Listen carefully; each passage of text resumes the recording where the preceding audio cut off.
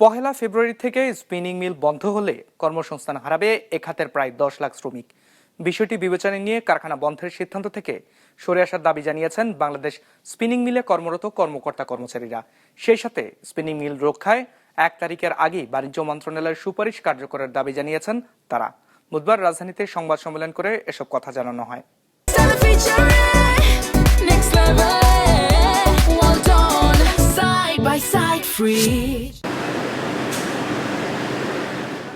তৈরি পোশাকের মূল উপাদান সুতার যোগান আসে দেশের বস্ত্র কারখানাগুলো থেকে।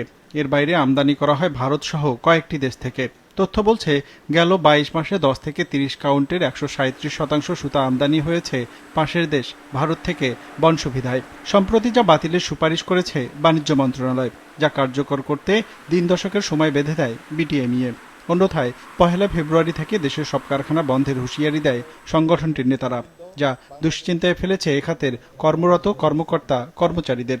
বর্তমানে বাংলাদেশ স্পিনিং ইন্ডাস্ট্রিতে প্রায় 2 লক্ষাধিক কর্মকর্তা কর্মচারী এবং 8 লক্ষাধিক শ্রমিক কর্মরত আছেন। আগামী পহেলা ফেব্রুয়ারি 2026 থেকে বাংলাদেশ স্পিনিং ফ্যাক্টরিগুলো বন্ধ হয়ে গেলে উল্লেখিত কর্মকর্তা কর্মচারী শ্রমিক বেকার হয়ে যাবে। 1 তারিখে যদি সত্যি বন্ধ হয়ে যায়, 10 তারিখে যদি বেতন না পাই, তাহলে তো বাড়িওয়ালা আমাকে রাখবে না, আমার সন্তান স্কুলের বেতন দেবে কিভাবে? আজকে আমরা পেটের দিয়ে এখানে উপস্থিত হয়েছি।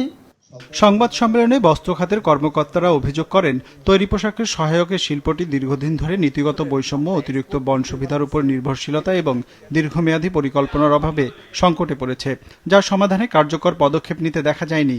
তৈরি করা হয়নি নতুন শিল্প কারখানাও।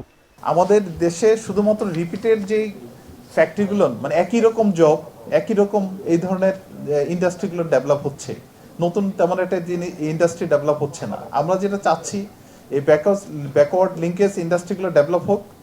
এমন অবস্থায় বস্ত্র কারখানা বন্ধ করার সিদ্ধান্ত সমস্যার সমাধান নয় বলে মনে করেন এ খাতের কর্মকর্তারা। তাদের দাবি, তুলার দাম পাশের দেশগুলোর সাথে সামঞ্জস্যপূর্ণ রাখা গেলে আমদানি কমবে। এজন্য 10% প্রণোদনা প্রদানের দাবি জানিয়েছেন তারা। সেই সাথে সহায়ক শিল্পের সক্ষমতা যাচাই করে বন সুবিধা প্রত্যাহারে কার্যকর নীতি প্রণয়নের পরামর্শও তাদের।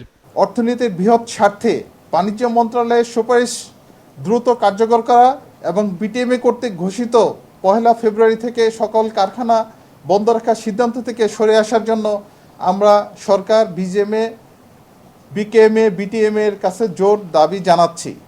জ্বালানি সংকট, ব্যাংক ঋণের উচ্চ সুদহার সহ নানা কারণে ইতোমধ্যে দেশের অর্ধশতাধিক বস্ত্র কারখানা বন্ধ হয়েছে বলে জানানো হয় অনুষ্ঠানে।